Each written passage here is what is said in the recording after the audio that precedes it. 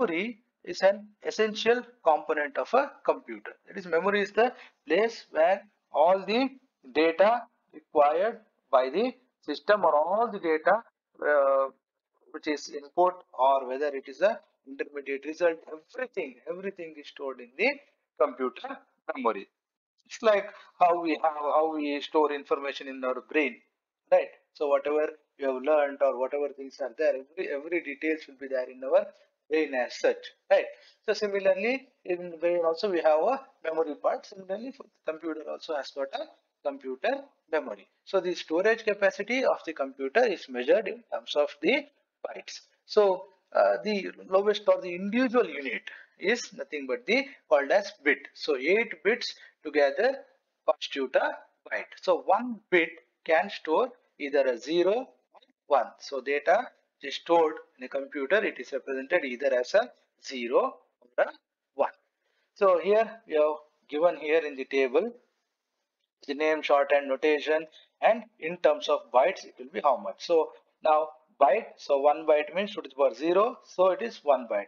Kilobyte means 1 kilobyte means 1024 bytes. Similarly, megabyte, gigabyte, and terabyte.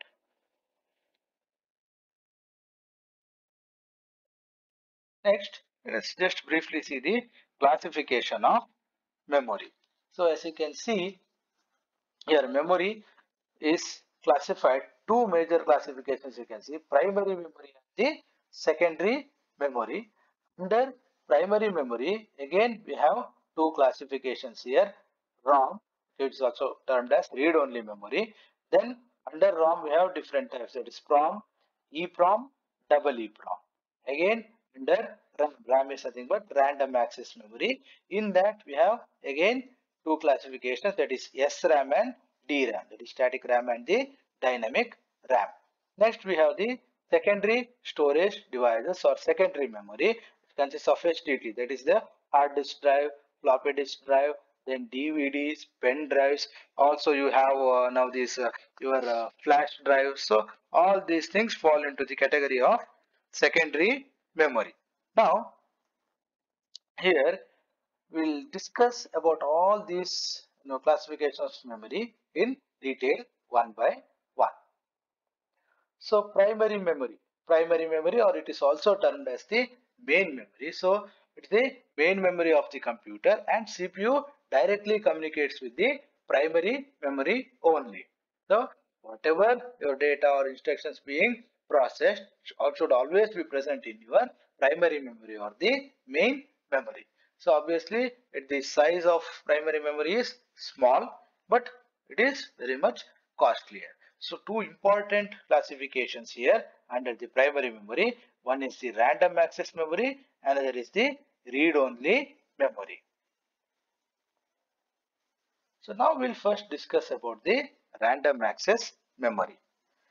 So this is actually RAM stands for the acronym is random access memory. So it is a read and write memory. It's like you can just imagine like a pages of your notebook. Okay, where you can write whatever you want you can write. Similarly, you can read whatever you have written from any page. You can just read it. Right.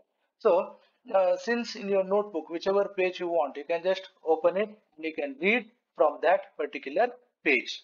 That is why RAM also has got a random access property. That is, it's not like sequential. Only you have to go by from first page, then you have to go to second page. Not like that. Whichever page you want, you can read. Right. Similarly, RAM has got the same property. That's why RAM is called as also known as random access property. It has got the random access property, because of which it is given the name as random access memory. But the one important thing is RAM is volatile. Volatile to mean like whatever information is stored in the RAM is retained as long as the power supply is on. So as long as the power is on, whatever information is stored in the RAM will be available. Once the power goes off, the content stored in the RAM will be erased. It will not be available. Okay. So again, there are now what exactly the RAM is made up of, or how exactly the design of RAM is done. So now the random access memory or your RAM chip, it is made of metal oxide semiconductor, that is also known as MOS. So therefore, any memory location is accessed randomly for reading and writing. The information stored in any memory location can be accessed directly without scanning it sequentially. But it is again a temporary memory. That is because once the uh, power supply is turned off, then information stored in the RAM will be erased. There are two major classifications with the RAM. One is static RAM and the dynamic RAM. Now this is one sample example of a RAM chipset. Okay, this is the RAM chipset. This is DIMM connection. That is the dual inline memory module connection. This is the PCB. That is the printed circuit board. Okay, so now here in the static RAM, the technology used is the transistor technology, whereas in the dynamic RAM, the technology used is the capacitors. Okay, so static RAMs are bit faster as compared to your dynamic RAM, but they are also costlier as compared to your dynamic RAM. Now, since here static in the static RAM, we are using the transistor. Okay, so it doesn't require any additional refresh circuitry. In the sense, as long as power is on, whatever data is stored in the static RAM will be available. But dynamic RAM, since we are using the capacitors here, so we need to keep on charging the capacitor periodically. So it requires some refresh circuitry to be used in the dynamic RAM. So if the refresh circuitry is not there, then what will happen? Even if the power is still the data stored in dynamic RAM will be erased. So that's why dynamic RAM comes with the refresh circuitry. So periodically it keeps on charging the capacitor. So now just some of the differences we can note over here. So SRAM again, we are using the transistor technology here, and here we are making uses of the capacitor. So since transistor we are using, that's why we need not use any refresh circuit. Whereas in case of DRAM, you need to use a refresh circuits. Now here SRAM structure is complex than DRAM. That means since transistors are used here, so that is why the structure of SRAM is more complex as compared to your dynamic RAM. Since transistor is used, that's why SRAMs are more expensive as compared to your DRAMs. But SRAMs are faster than the DRAMs. DRAMs are a little bit slower as compared to your, SRAMs. So SRAMs again, they are also used in your cache memory, but DRAMs are always used only in the main memory.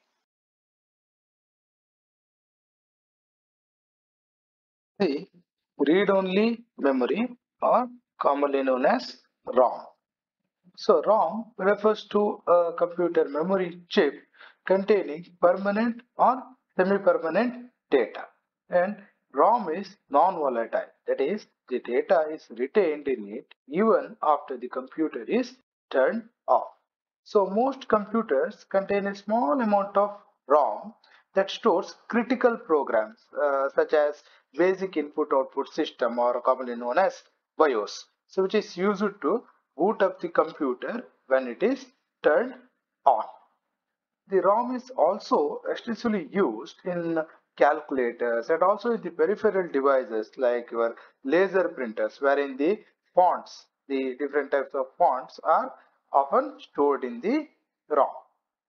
So ROM is used to store such information which doesn't frequently change. Like as we already said, like used in the BIOS. BIOS is used like for when you turn on the system. You might have seen lot of activities are done. Your operating system is loaded, right? So all these tasks, we are not specifying any instruction to the computer on how to load the operating system as well. So all these sort of information are stored in the ROM.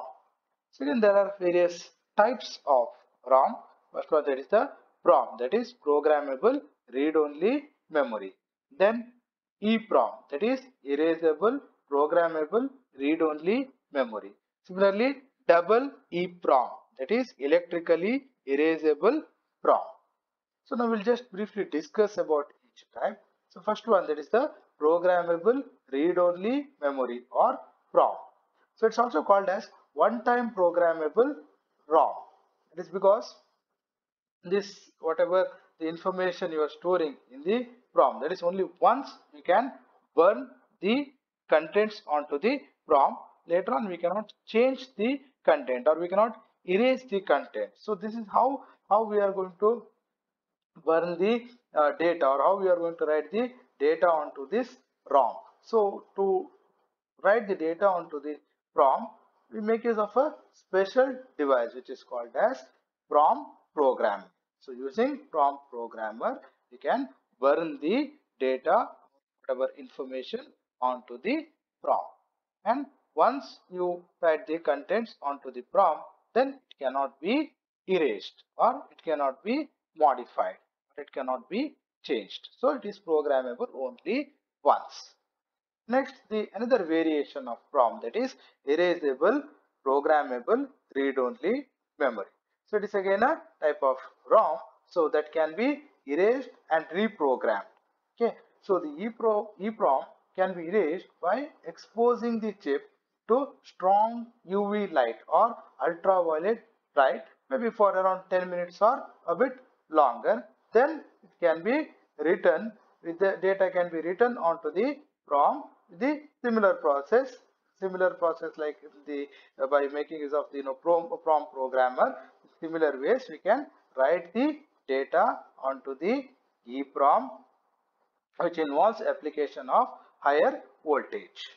Okay, so but in case of your EEPROM, we cannot selectively write some sectors or only some locations of the ROM. We have to erase the entire contents of the EEPROM, and then you have to again program the EEPROM. So selectively you cannot erase one particular location as such. You have to completely erase and again reprogram it. Whereas the next version what we are seeing here is the electrically erasable PROM. So it is based on a semiconductor structure which is again similar to your EEPROM, but allows the entire or even the selected contents to be electrically erased and then rewritten electrically, so that they need not be removed from the computer, or removed we need not remove the chip as such. So the process of writing an EEPROM is also, it's also known as flashing. Flashing is the another term given to rewriting the contents on electrically erasable programmable read-only memory. So in EEPROM we can selectively erase and write the contents.